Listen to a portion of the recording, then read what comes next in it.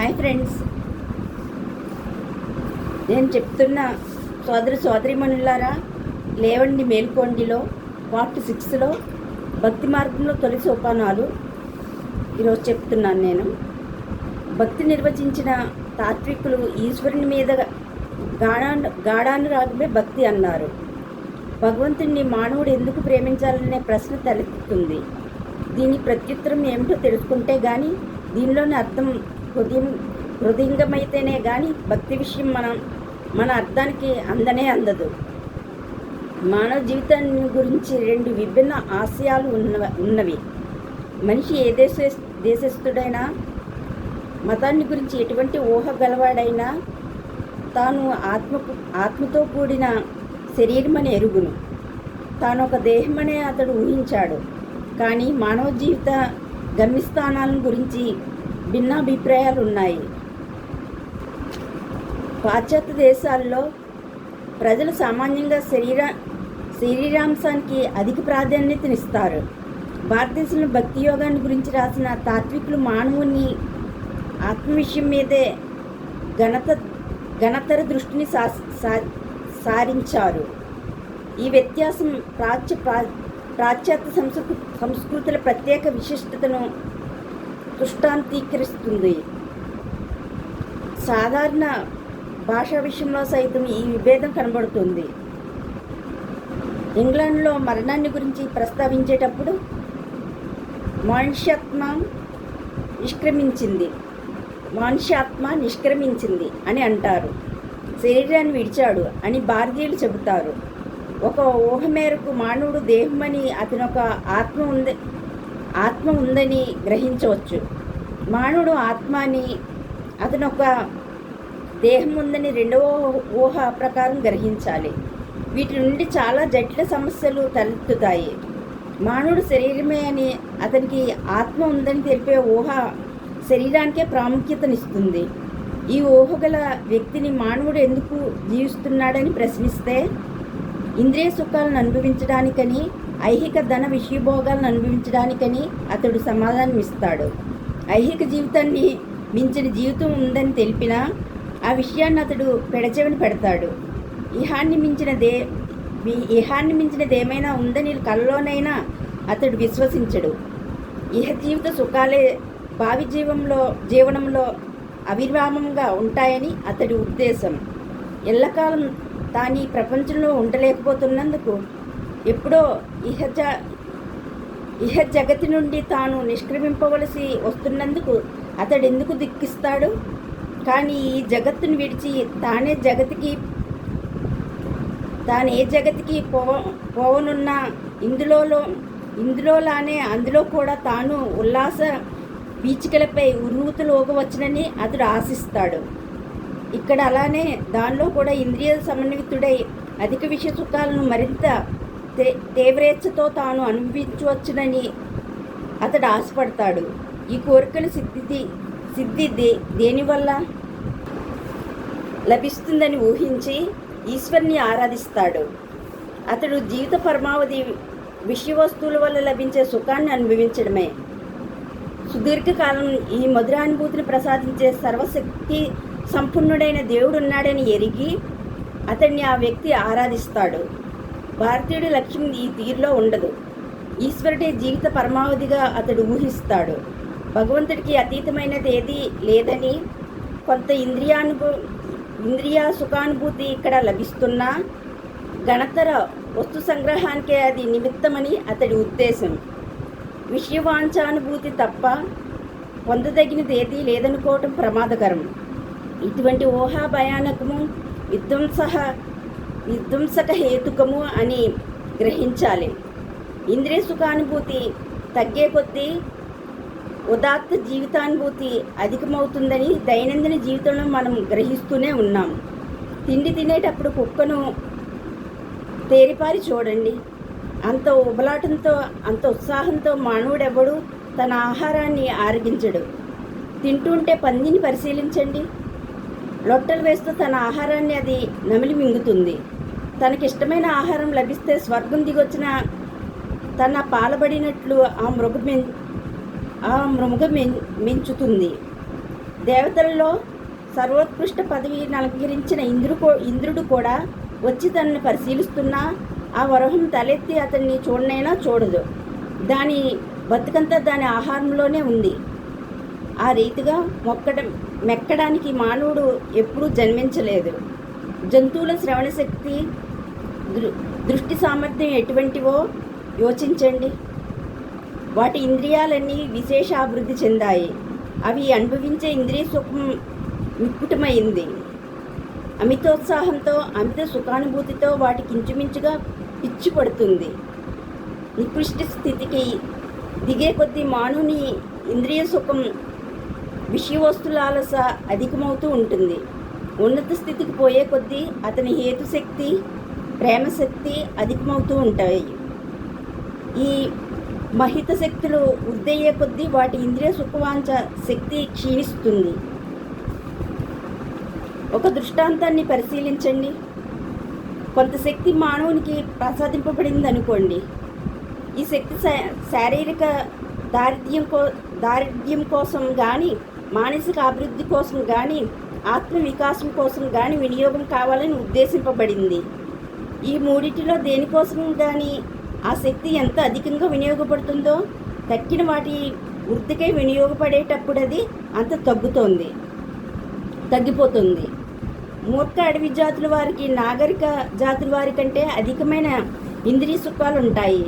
ఒక జాతి నాగరికత హెచ్చయ్యే కొద్దీ దాన్ని స్నాయు నిర్మాణం సన్నిహితమవుతుందని, దానికి స్నాయవిక దౌర్బల్యం కలుగుతుందని, కాబట్టి శారీరకమైన సత్తువు కొంత సన్నగిల్లుతుందని చరిత్రాధ్యయనం వల్ల గ్రహిస్తాం. ఒక అడవి జాతికి నాగరికత ప్రసాదించండి. ఆ దృష్టాంతం ప్రత్యక్షంగా దానిలో దృగ్గోచరం అవుతుంది. మరొక అనాగరిక జాతి దండెత్తి ఈ జాతిని అణచి విజయధ్వజమెత్తుతుంది. అనాగరిక జాతికే అనవరతరం శారీరక విజయం చేకూరుతుంది. ఇంద్రియ సుఖాలనే సర్వదా మనం వాచిస్తే మనం అనాగరిక స్థితికి, పశువుల నికృష్ట స్థితికి దిగిపోతాం. ఇంద్రియ సుఖాలు అధికంగా మక్కువ పడే వ్యక్తి తాను వాస్తవంగా ఏది అభిలషిస్తాడో పాపం ఎరగడు. తన కోరిక ఫలిస్తే తాను జగన్య పశు పరిస్థితికి దిగిపడిపోతాడని పాపం ఆ జీవి ఎరగడు. విషయ సుఖ సంభరిత స్వర్గం కావాలని కాంక్షించే వారికి ఎటువంటి గతి పడుతుందో నొక్కి చెప్పక్కర్లేదు. ఇంద్రియ పంకలంలో పోర్లాడే వరహాలు వారు. తాము పొర్లాడే బురదను దాటి ఆవులకి వారి చూపు పోలేదు. వారు వాచించినది ఈ సుఖమే. ఈ సుఖం పోతే స్వర్గమే ఒడి నుండి జారిపడిందని వారు విలపిస్తారు. భక్తి శబ్దంలో ఉదాత్త భావాన్ని బట్టి వారి ప్రవర్తనని పరిశీలిస్తే వారు భక్తులు కారని, ఎప్పుడూ కాలేరని, దేవుని పట్ల వారికి నిజమైన భక్తి అలవడదని గ్రహిస్తాం. అయినా కాలక్రమాన వారి కళ్ళు కూడా తెరవబడతాయి. కొంతకాలం వారి నికృష్ట స్థితిలో అల్లాడినా వారికి సముచిత మానసిక పరివర్తన కలిగే సమయం వస్తుంది.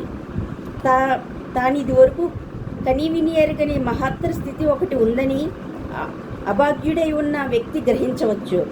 అతనికి అప్పుడు విషయవాంఛల మీద ప్రీతి, ఇంద్రియ సుఖాల మీద మక్కువ క్రమక్రమంగా సమసిపోతాయి.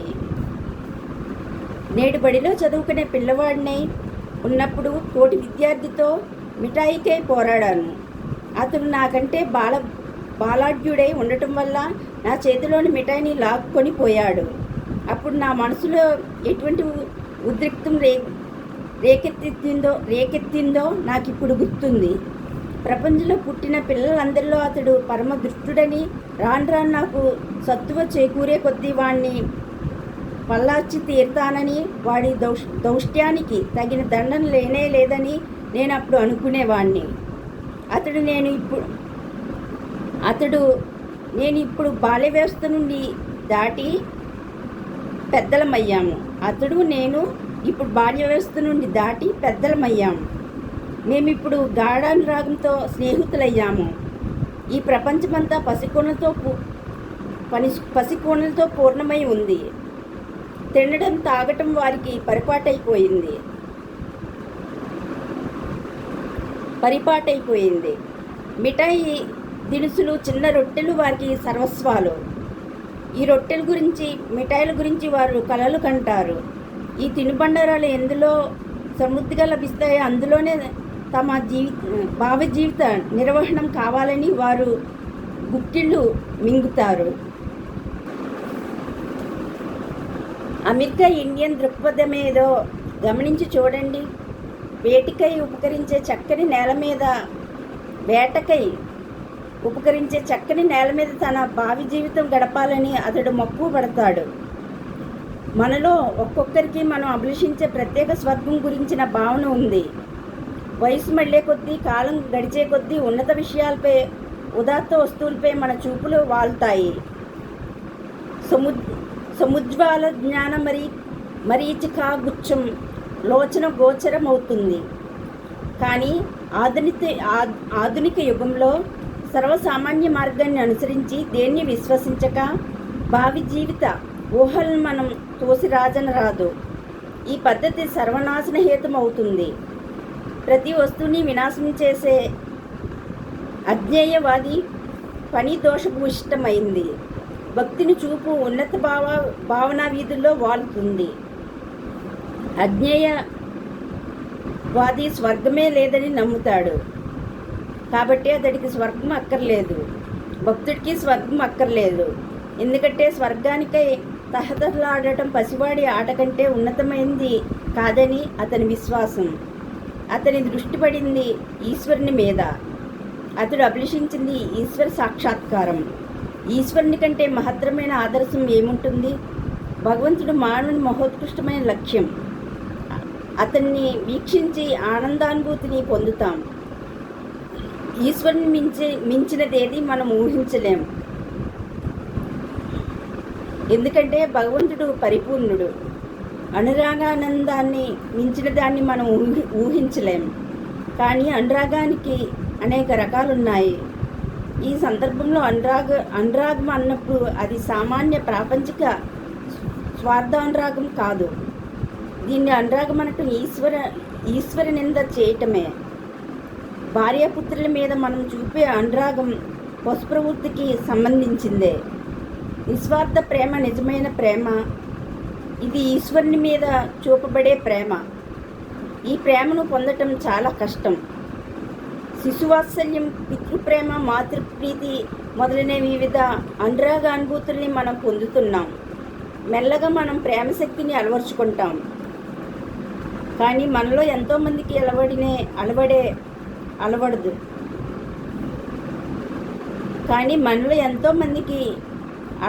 అలవడదు. ఒక అడుగు వేసినా నిలిచిపోతాం. ఒక వ్యక్తి మీద అనురక్తి కలిగి భద్రమై ఉంటాం. ఇహ జగత్తులో మానవులు భార్యల కోసం, ధనం కోసం, కీర్తి కోసం పాకులాడుతుంటారు. ఒక్కోసారి వారి తలకు గట్టి దెబ్బ తగలొచ్చు, బొబ్బి కట్టొచ్చు. వాస్తవంగా ఈ ప్రపంచం ఏమిటో వారు అప్పుడు గుర్తుంచుకోగలరు. ఈశ్వరుని తప్ప లోకంలో ఎవరూ దేని మీద నిజమైన అనురాగం చూపలేరు. మానవ సులభానురాగం కేవలం అప్రకృతమని, యథార్థం కాదని మానవుడు గుర్తిస్తాడు. ప్రేమను గురించి పెద్ద కబుర్లు చెప్పేవారు ఉన్నారు. కానీ మానవులు ప్రేమించనే లేరు. భార్య భర్తను ఉద్దేశించి, ప్రాణేశ్వర, మీరంటే నాకు చాలా ఇష్టం అని అతని చెక్కిల్ని ముద్దాడుతుంది.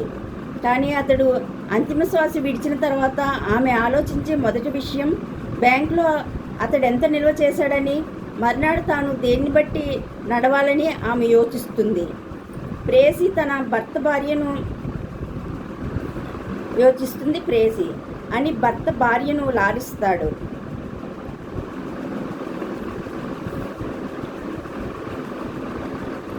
కానీ ఆమె వ్యాధిగ్రస్తమైనప్పుడు, ఆమె అందచందాలు అస్తమించినప్పుడు, లేక వికృత రూపంతో ఆమె ప్రత్యక్షమైనప్పుడు, లేక ఏదో తప్పు చేసినప్పుడు ఆమె మీద అతనికున్న అనురాగం సన్నగిల్లుతుంది.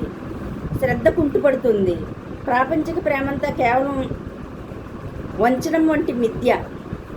అఖండుడు కానివాడు సీమాబుద్ధుడు ప్రేమించలేడు, శ్రీమాబద్ధుడు ప్రేమించలేడు.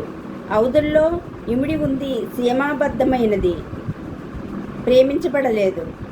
మానవుని ప్రేమను ఆకర్షించే వ్యక్తి కానీ వస్తువుని కానీ గతిస్తూ ఉండగా, అతని వయసు క్రమక్రమంగా ముదురుతూ ఉండగా జగత్తులో తరగని ప్రేమ ఉంటుందని ఎలా ఆశపడగలడు? భగవంతునిలో తప్ప సత్యప్రదీప్తమైన ప్రేమే లేదు. ఇక నీ చిల్లర ప్రేమతో, కొరగాని అనురాగ వ్యక్తీకరణాలతో పనేముంది? ఇవి కేవలం సోపానాలు మాత్రమే. మనల్ని ముందుకు నడిపించే శక్తి ఒకటి ఉంది. అసలు వస్తువును ఎందుకు కనుగొనాలో మనకు తెలియదు, కానీ ఈ ప్రేమ శక్తి దాన్ని అన్వేషించడానికే మనల్ని ముందుకు పురుకొలుపుతోంది. మాటి మాటికి మనం మన పొరపాటును గుర్తిస్తాం, ఏదో ఒక దాన్ని మనం చేపడతాం, అది మన వేళ్ల నుంచి దిగజారటం చూస్తాం, అప్పుడు ఇంకొక వస్తువును చేపడతాం. ఈ విధంగా మన కథ నడుస్తూ ఉంటుంది. మనం అడుగులు వేస్తూ ఉంటాం, చివరికి మనం కళ్ళు తెరుస్తాం, వెలుగు గోచరిస్తుంది. ప్రేమను చూపించే ఒక్కరిని, జగదీశుని చివరికి చేరుతాం. ఈశ్వరుని ప్రేమలో మార్పు ఉండదు, అది మనల్ని స్వీకరించడానికి సిద్ధంగా ఉంటుంది. మీలో ఎవరికైనా నేను హాని తలపెడితే ఎంతకాలం మీరు ఓర్వగలరు? ఎవడి మనసులో రాగద్వేషాలు, ఈర్ష్యాది దుర్గుణాలు ఉండవో, ఎవడు ఎప్పుడు మానసిక సహన శాంతుల్ని క్షణమైనా సడలనివ్వడో, ఎవడు జనన మరణాలకు అతీతుడో అతడు ఎవడై ఉంటాడు? అతడు ఈశ్వరుడు కాక మరెవరు?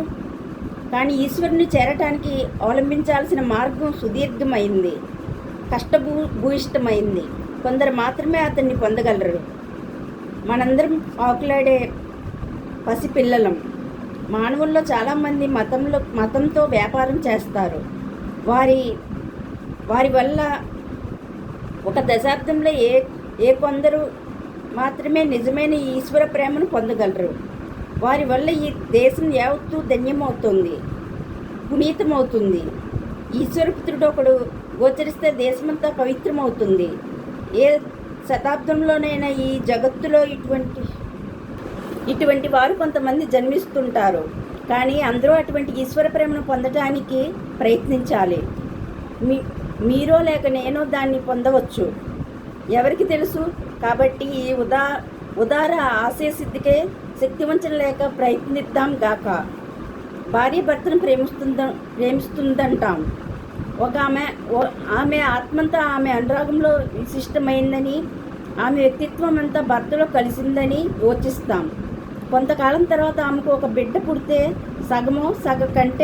సగం కంటే ఎక్కువగానో ఆమె అనురాగం బిడ్డకు పోతుంది. తాను ఇదివరకు తన భర్త మీద చూపుతున్న ప్రేమ తగ్గిందని ఆమె స్వానుభూతి వల్ల గ్రహిస్తుంది. తండ్రి విషయం కూడా అంతే. విశేష ప్రేమాస్పదులైన వ్యక్తుల సంఖ్య పెరిగే కొద్దీ ముందున్న అనురాగం గతిస్తుందని మనమే మన జీవితానుభవంలో గ్రహించగలం. పాఠశాలలో చదివే పిల్లలు తోటి పిల్లల్లో కొందరు జీవితంలో తమకు అత్యంత ప్రీతిపాత్రులని ఊహిస్తారు. తల్లిదండ్రుల పట్ల కూడా అలాగే తలుస్తారు. కొంతకాలం గడిచిన తర్వాత భార్య లేక భర్త రావడం జరుగుతుంది. వెంటనే ముందున్న అనురాగం సమసిపోతుంది. కొత్త ప్రేమ అంకురించి పెరుగుతుంది. తొలుత ఒక నక్షత్రం ఉదయిస్తుంది, తర్వాత అంతకంటే పెద్దదైన నక్షత్రం గోచరిస్తుంది, దాని తర్వాత అంతకంటే పెద్ద నక్షత్రం దుర్గోచరం అవుతుంది. కాలక్రమేణా సూర్యుడు ఉదయిస్తాడు. అప్పుడు తక్కువ కాంతులన్నీ అదృశ్యం అవుతాయి. సూర్యుడు భగవంతుడు. చుక్కలు కొద్దిపాటి ప్రేమలోకాన్ని చూపించేవి. మహోజ్వల సూర్య తేజస్సు ఒక వ్యక్తిపై ప్రసరించినప్పుడు అతడు ఉన్మత్తుడవుతాడు. ఎమర్సన్ మాటల్లో ఈశ్వరోన్మాదుడవుతాడు, మానవుడు మాధవుడవుతాడు. సమస్తం ఆ ప్రేమానురాగంలో లీనమైపోతుంది. సామాన్య రాగం వట్టి పశుప్రీతి మాత్రమే. లేకపోతే స్త్రీ పురుష జాతుల్లో వ్యత్యాసం ఎందుకు ఉండాలి? ఒకరు విగ్రహం ముందు సాగిలపడితే అది భయంకర ప్రతిమోపాసనం అవుతుంది. కానీ ఒక ఆమె భర్త ముందు, ఒకడు భార్య ముందు మోకరిస్తే అది సర్వాంగీకారం పొందుతుంది. ప్రపంచంలో మనకు ప్రేమ యొక్క ఎన్నో స్తరాగాలు గోచరిస్తాయి. మొదటి మార్గం సుగమం చేయాలి. మన జీవన దృక్పథంపై ప్రేమ సిద్ధాంతం ఆధారపడి ఉంటుంది. ఈ ప్రపంచమే మన జీవిత పరమాదర్శమని భావించటం పాశవిక ప్రవృత్తే అవుతుంది. ఈ ఆశయం అధపతానికి హేతు అవుతుంది. ఏ వ్యక్తి అయినా ఈ ఊహతో జీవిత పదంలో అడుగు పెడితే అతడు అధోగతి పాలవుతాడు. అతడు ఎప్పుడూ ఉన్నత స్థితి చేరలేడు. పరలోక జ్యోతిని అతడు వీక్షించలేడు. అనవరతం అతడు ఇంద్రియాలకు బానిసై ఉంటాడు. మొక్కడానికి కొన్ని రొట్టెలను తెచ్చిపెట్టే నాణ్యాన్ని సంపాదించడానికి అతడు నడుం బిగించి ఉరకలేస్తాడు. ఈ విధంగా బతికించడం కంటే చావడం ఉత్తమం. ఈ పొడిమికి బానిసలమైన ఇంద్రియాలకు దాసులమైన మనం ఈ నికృష్ట స్థితి నుంచి లేద్దాం. ఇంద్రియ సుఖం కాంక్షించే ఈ జీవితం కంటే ఉదాత్తమైంది ఉంది. అఖండ అనంత పరమాత్మ తన కళ్ళకు, తన ముక్కుకు, తన చెవులకు బానిసవ్వడానికి జన్మించాడని మీరు ఊహిస్తారా? సర్వాన్ని చేయగల ఆత్మ ఉంది. అనంత అఖండ సర్వజ్ఞాత్మ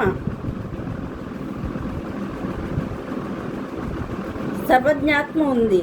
ప్రతి శృంఖలాన్ని ఛేదించండి. ఈ ఆత్మ మనమే అని గుర్తించండి. ప్రేమ ద్వారా మనకు ఆ శక్తి లభిస్తుంది. ఇది మనం గుర్తుంచుకోవలసిన సర్వోత్తమ ఆదర్శం. ఈ ఆదర్శ సిద్ధి ఒక రోజులో పొందలేము. ఇది మన చేతుల్లోనే ఉందని కల్పన చేసుకోవచ్చు, కానీ ఇదొక కల్పన మాత్రమే.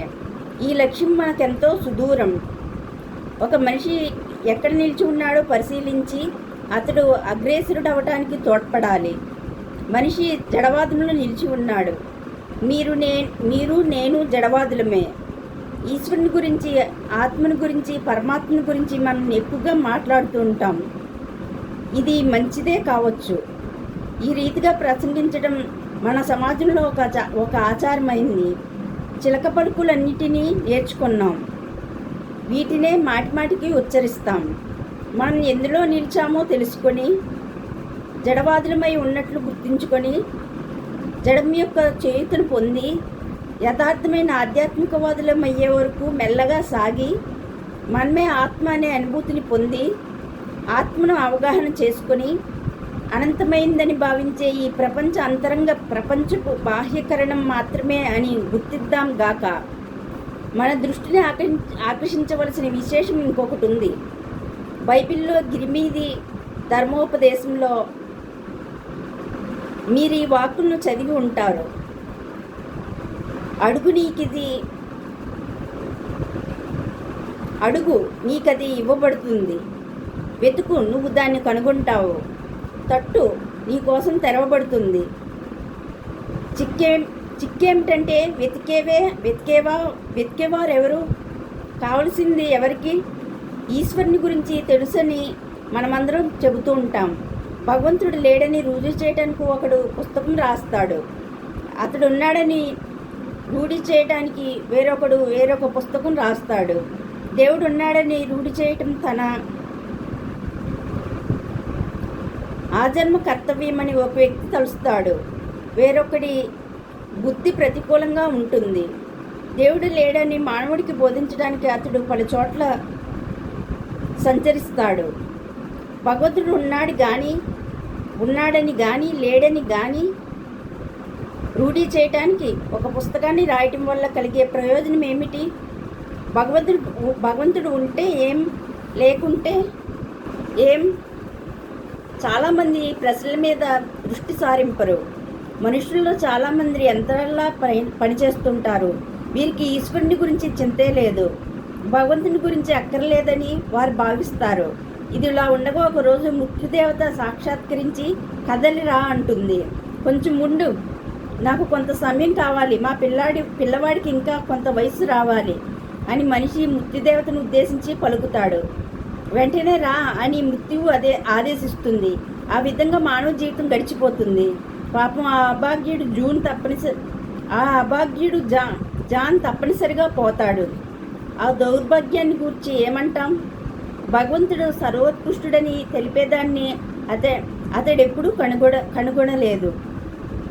బహుశా పూర్వజన్మలో అతడు వరాహమై ఉండొచ్చు. మానవుడై జన్మించి పైమెట్టుకి ఎక్కాడు. కానీ కొంతమందికి కొంచెం మెలకు వస్తుంది. ఏదో విపత్తు తలెత్తుతుంది. మనం గాఢంగా ప్రేమించే ఒక వ్యక్తి మరణిస్తాడు. అతనిపై సర్వాత్మను పంచప్రాణాలను మనం కేంద్రీకరిస్తాం. అతని కోసం మనం ప్రపంచాన్ని అంతా, మన సోదరుణ్ణి కూడా మోసగించి ఉంటాం.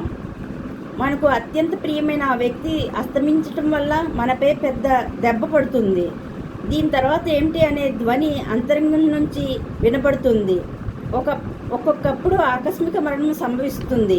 కానీ ఈ విధమైన సంఘటనలు ఎన్నో ఉండవు. వేళ్ల మధ్య నుంచి ఏదో జారినప్పుడు మనలో చాలామంది తర్వాత ఏమిటి అని ప్రశ్నిస్తాం. ఇంద్రియాల్ని పట్టుకుని మనం ఎలా పాకులాడుతుంటాం. మునిగేవాడు ఒక గడ్డి పరకను పట్టుకుంటాడని మీరు విని ఉన్నారు. మొదట ఈ గడ్డి పరకను పట్టుకుని దానివల్ల తనకు సముద్రణం కానప్పుడు ఎవరో చేయి జాపి తనను ఉద్ధరించాలని మనిషి ఊహిస్తాడు. కానీ మానవులు ఉదాత్తాంశయాలను పొందటానికి ముందు ఆంగ్ల నానుడి తెలిపేట్లు ఈ ప్రాపంచిక సుఖదుఖ ఫలాలను రుచి చూడక వదిలిపెట్టరు. భక్తి ఒక మతం అసంఖ్యాకులకు కాదు, అది అసాధ్యం. ఒక విధమైన మోకాడ్రిల్లు. గుంజీలు తీయటం చాలామందికి సరిపోవచ్చు, కానీ మతం కొంతమందికి మాత్రమే సరిపడుతుంది. ప్రతి దేశంలో కొన్ని వందల మందికి మాత్రమే మతాభ్యాసం సుసాధ్యం. అత్యల్ప సంఖ్యాకులు మాత్రమే మతాభ్యాసంలో సిద్ధహస్తులవుతారు. ఇతరులు అలా కాలేరు, ఎందుకంటే వారు జాగృతిని పొందాలనే కోరిక కూడా వారికి లేదు. ఈశ్వరుని కాంక్షించడమే ప్రధాన విషయం. కానీ భగవంతుడు తప్ప మనకన్నీ కావాలి. కారణం ఏమంటే మన సాధారణ వాంఛలన్నీ బాహ్య ప్రపంచం ద్వారా పూర్తి అవుతాయి కనుక. బాహ్య ప్రపంచం తీర్చగలిగే మన కోరికలు నశిస్తేనే ఆంతరింగిక ప్రపంచం నుంచి, భగవంతుడి నుంచి వాటిని పొందకోరుతాం. బాహ్య విశ్వంలో పరిమిత పరిధిలో మన అవసరాలు సంకుచితాలై ఉన్నంతకాలం భగవంతుడి అవసరం మనకు ఉండనే ఉండదు. ఇక్కడున్న వాటినన్నిటితో మనకు సంపూర్ణ సంతృప్తి కలిగగానే అభావపూర్ణానికై ఉవ్విళ్ళు ఉరుతాం. అవసరం కలిగితేనే సంధానం కలుగుతుంది. సాధ్యమైనంత త్వరలో ప్రపంచంలో ఈ బాల్యకేరింతలు చాలించుకో. అప్పుడే జగత్తును మించిన దానికై మీరు తహతహలాడతారు. అదే మతంలో ప్రథమ సోపానం. ఈ రోజుల్లో మతంలో ఒక విధంగా పాల్గొనడం ఒక ఫ్యాషన్గా మారింది. నా చెల్లి ఒకతకు దైనందినోపయోగానికి కావలసిన సామాగ్రి అధికంగా ఉంది. జపాన్లో తయారైన ఒక వింత పూజను తన గదిలో ఉంచి దాన్ని ప్రదర్శించడం ఆమెకు చాలా ఇష్టం. $1000 ఖర్చైనా ఆమె ముద్దు చెల్లి తీరాలి. అలాగే ఆమెకు కొంత మతం అవసరం. ఆ ముద్దు చెల్లడానికి ఆమె చర్చిలో చేరాలి. భక్తి ఈ రకమైన వ్యక్తులకై ఉద్దేశింపబడలేదు. ఈ ముచ్చట్లు ప్రగాఢకాంక్షలు కావు. ఏది లేకుండా మనం జీవించలేమో అదే ప్రగాఢకాంక్ష. మనకు ఊపిరి అవసరం, ఆహారం అవసరం, వస్త్రాలు అవసరం. ఇవి లేకపోతే మనం బతకలేము. ఒకడు ఈ లోకంలో ఒక ఆమెను ప్రేమిస్తే ఆమె లేకపోతే తను జీవించలేడని అనుకునే ముహూర్తాలు ఉండవచ్చు. భర్త మరణిస్తే తన బతికే ముగుస్తుందని భార్య అనుకోవచ్చు. కానీ ఆమె బతికిడుస్తూనే ఉంటుంది. ఆవశ్యకతలోని రహస్యం ఇది. అది లేనిదే మనం జీవించలేం. అది మన చేతుల్లోకి చిక్కి తీరాలి, లేకుంటే చావడం తథ్యం. ఈశ్వరుని గురించి ఈ విధంగా పరితపించే కాలం ఆసన్నమైనప్పుడు, అంటే ప్రపంచ ఆవశ్యకతను మించిన అక్కర ఒకటి తప్పనిసరిగా మనకు కలిగితే, విషయ వస్తువులను మించి అక్కర ప్రాకృత శక్తుల నదికి మించిన ఆవశ్యకత కలిగినప్పుడు మనం భక్తులం కాగలం. క్షణకాలం కారుమబ్బు తొడిగినప్పుడు ఆవల నుంచి అద్భుత ద్యుతి మన దృష్టిలో తళుక్కుమన్నప్పుడు మహత్తర ముహూర్తంలో ఈ క్షుద్రవాంఛలన్నీ సముద్రంలో నీటి బొట్టు కంటే మిన్నులు కావని జ్ఞానోదయం మనకు కలిగినప్పుడు అటువంటి క్షణాల్లో మన బతికెంత క్షుద్రాలో గ్రహించగలుగుతాం. మన ఆత్మ అప్పుడు సమధిక వృద్ధి పొందుతుంది. ఈశ్వర సాక్షాత్కారం కోసం తహతహలాడుతాం. అతన్ని పొందలేక అది మనజాలదు. మొదటి విచారణీయాంశం ఇది. మనకి ఏం కావాలి, మనకు భగవద్ అవసరం ఉందా అని ప్రతిరోజు మనం మనల్ని ప్రశ్నించుకోవాలి. మీరు ప్రపంచంలో గ్రంథాలన్నింటినీ మానసికంగా దిగమింగవచ్చు. మీరు చదవని పుస్తకం ఏది లోకంలో లేకపోవచ్చు. కానీ పూర్వోక్తవశ్యకత ఈశ్వరుని పట్ల భక్తి విస్తృత గ్రంథ పఠనం వల్ల లభించడం కల్లా. వచోకోశలానికి మహోత్కృష్ట మేధాశక్తికి ఇది చేకూరదు. వివిధ భౌతిక శాస్త్రాలు మీరు చదివినా అది దక్కదు. ఈశ్వరుని అవసరం ఎవరికి దక్కుతుందో అతని అనురాగం వాడికి చిక్కి తీరుతుంది. భగవంతుడు వాడికి అర్పితుడవుతాడు. ప్రణయం పరస్పరమైంది, ప్రతిబింబమైంది. నా మీద మీకు ద్వేషం ఉండవచ్చు. మిమ్మల్ని నేను ప్రేమించి చూసినప్పుడు ఒక్కొక్కసారి మీరు పెడముఖం పెట్టవచ్చు. కానీ ఈ ప్రేమదానంలో వెనుకంజ వేయకుండా అలాగే నేనుంటే ఒక నెలలోనో లేక ఒక సంవత్సరంలోనో మీరు నన్ను ప్రేమించక తప్పదు. ఇది సుప్రసిద్ధ మనశ్శాస్త్ర దృశ్యం. అస్తమించిన భర్తను గూర్చి ఉదాత్త ప్రేమభరిత హృదయంతో ధర్మపత్ని ఎలా చింతిస్తుందో అటువంటి ప్రేమోద్వేగంతో మనం జగదీశుని గురించి చింతించాలి. మనకప్పుడు ఈశ్వర సాక్షాత్కారం కలుగుతుంది. సమస్త గ్రంథ సమూహాలు కానీ వివిధ భౌతిక శాస్త్రాలు కానీ మనకు దేన్ని బోధించలేవు. గ్రంథ పఠనం వల్ల మనం చిలుకలమవుతాం. పుస్తకాలు చదవటం వల్ల ఎవరు విద్వాంసులు కాలేరు.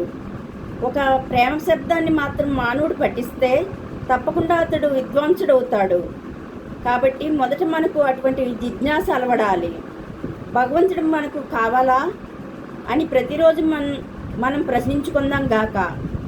మనల్ని గురించి మనం ప్రసంగించేటప్పుడు ముఖ్యంగా మనం ఒక ఉన్నత పీఠం నుంచి ఇతరులకు ప్రబోధం చేసేటప్పుడు ఈ విధంగా మనం ప్రశ్నించుకోవాలి. అనేక సార్లు ఈశ్వరుని అక్కర నాకు కనపడదు. అధిక ఆహారమే అవసరమై ఉంటుంది. ఒక రొట్టె ముక్క దొరకకపోతే నాకు పిచ్చి పడుతుంది. ఒక వజ్రపు సూది లభించకపోతే చాలామంది ఆడవాళ్ళకు పిచ్చి పడుతుంది. కానీ భగవంతుని గురించి ఈ విధమైన ఆకాంక్ష వారి హృదయంలో లేదు. విశ్వంలోని ఏకైక సత్యాన్ని వారు ఎరగరు. వేటాడితే ఖడ్గమృగాన్నే వేటాడతాను. దొంగతనాన్ని చెయ్యదలిస్తే రాజు ఖజానాన్నే దోస్తాను. బిచ్చగాళ్ళ సంపదను ఎందుకు దొంగలించాలి, చీమల్ని ఎందుకు వేటాడాలి అనే సామెత మా వాజ్మయంలో ఉంది. కాబట్టి ప్రేమించదలిస్తే భగవంతుడినే ప్రేమించండి. ఈ ప్రాపంచిక వస్తువులకై ప్రాకులాడేవారెవరు? ప్రపంచం బొత్తిగా మిథ్య అయింది. మహానీయులైన జగద్గురువులందరూ అది తెలుసుకున్నారు. ఈశ్వరుని వల్ల కానీ ఇందులో నుంచి నిష్కృతి లేదు. మన జీవిత పరమావధి అతడు, మన జీవన గమ్యస్థానం అతడు. ఈ లోకమే మన జీవన పరమలక్ష్మణి తెలిపే భావనలు వినాశకరాలు. ఈ లోకానికి, ఈ దేహానికి కొంత విలువున్న ఈ మూల్యం అప్రధానమైంది. ఇది లక్ష్యసిద్ధికి నిమిత్తం మాత్రమే, కానీ ప్రపంచమే లక్ష్యం కాకూడదు. దురదృష్టవశాత్తు చాలాసార్లు మనం ప్రపంచాన్ని లక్ష్యంగాను జగదీశుని నిమిత్తంగాను చేస్తాం. ప్రజలు చర్చికి వెళ్ళి, ప్రభు నాకు దీన్నివ్వు, దాన్నివ్వు, భగవంతుడా నా వ్యాధిని నయం చెయ్యి అని ప్రార్థిస్తారు. వారికి చక్కని ఆరోగ్యకరాలైన శరీరాలు కావాలి. ఎవరో తమకై వీటిని చేకూరుస్తారని విని వారి వద్దకు వెళ్ళి ప్రార్థిస్తారు. మతాన్ని గురించి ఈ విధమైన ఊహకు మన మనస్సుల్లో చోటివ్వడం కంటే నాస్తికుడై ఉండటం మేలు. నేను చెప్పినట్లు భక్తే పరమాదర్శం. లక్షలాది సంవత్సరాలు దొరికిపోవచ్చు. ఈ సుదీర్ఘ కాలంలో ఈ